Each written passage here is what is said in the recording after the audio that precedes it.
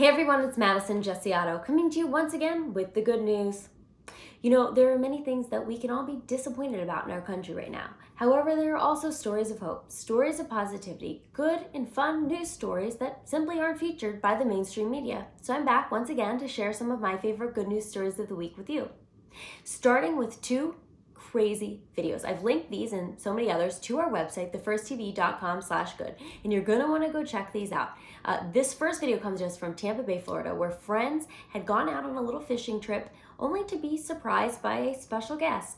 This 14+ foot great white shark attacked their boat. Now, luckily, everyone's fine, no injuries. However, their boat did get a chunk bit out of the motor by the shark, and it's a crazy video you're gonna wanna see.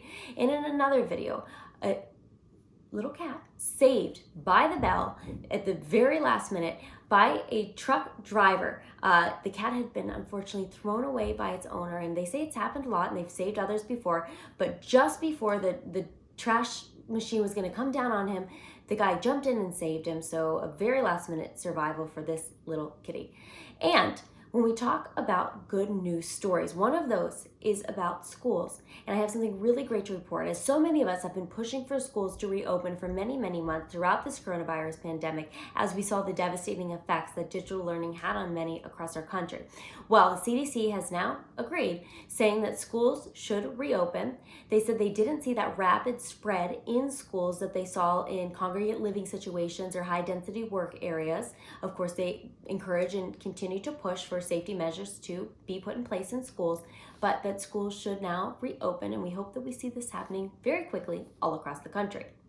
And another great story, and this is one of my favorites of the week, just showing you that, a little generosity can go a long way.